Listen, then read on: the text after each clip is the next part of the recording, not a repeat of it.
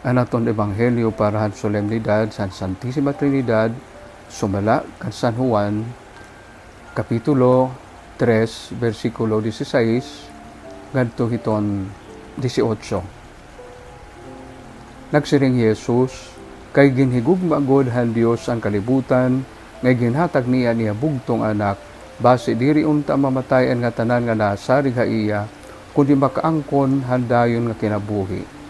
Kay waray god magsugo ang Dios sa niya anak nga niha paghukom,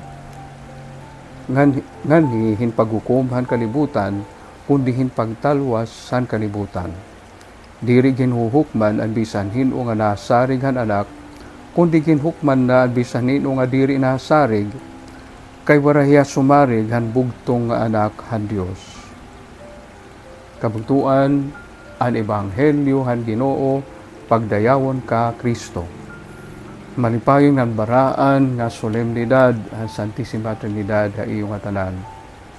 Diri ko nga ngalimtan na akong sangkay nga adtuan ay may niya anyaw nga ministro hin usa nga grupo hin nagtatawagan ira ka lugar yung mga Kristiyano hira, pero diri hira natuod ang Santisima Trinidad.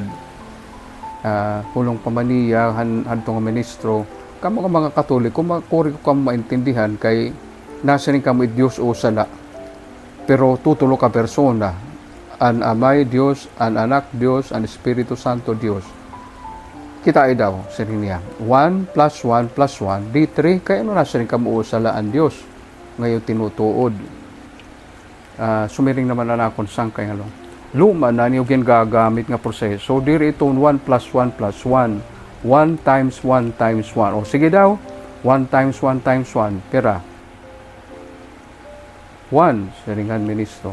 Kay uusalaan Diyos, pulang pamanin ng akong sangkay, uusalaan Diyos, pero tutulo ka persona. Kabugtuan, kung nanbati kitahin maupahin natin Ebanghelyo, bisan mismo San Juan, naghihinabi nga ang Diyos, may da niya anak. Nga tungod ha niya gugma, iya ginhatag ang kalibutan, base ito na tuo hini nga iya anak, diri mamatay, kundi magkamay-ada, kinabuhi, nga dayon. So, ano correction yun hini?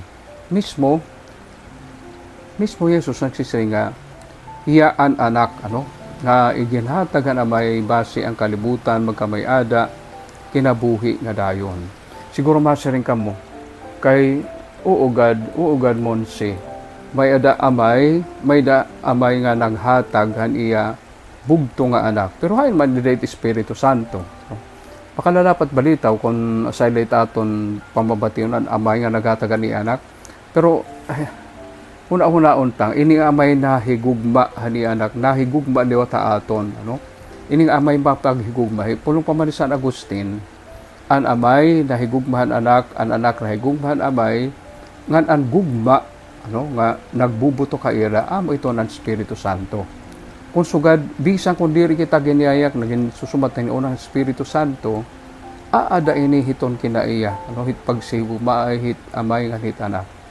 Ngan, ikaduha nga rason, nagsiring pahisanuan nga, ang tanan nga manasarig han anak, diri mamamatay, kundi magkakamay-ada, kinabuhi nga dayon. Ano man nga persona it naghahatag ini, ang Espiritu Santo.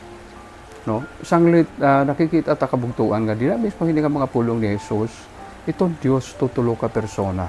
Ano naman ikaruag singonin haaton nga it Dios, nga nagimo aton sumala niya dagway usa nga pamilya, han amay, anak og Espiritu Santo. Diri tutulo nga Dios kundi uusa lang nga Dios, nagkaka usahira di dayton ira pagka Dios, pero tutuloy ra ka persona, Siguro makakasinggad kita kung ginhimo kitahan Dios sumala niya dagway, asa ini rason nga ada kitahin pamilya. Kay bisan kon itong pamilya iba-iba nga persona, magkalain-lain nga persona, pero uusala nga pamilya. Sugod iton pamilya Dios, uusala nga Dios, pero tutuloy ra ka persona. Karugsin ngo nini nga itong pagigugma kabugtuan nag-uusa. Ito nagsisibugma ay ngan tungod ini asa ini kinaihat Dios, tungod kay gugma it Diyos uusahiya di dahil itong pagka-Diyos nga puno hingugma. Pero bisan kung uusala nga Diyos, tutulog gihapon ka persona, kay itong paghigugma, pulong pamandiri paghigugma, kung ikaw la, iti mo hinihigugma.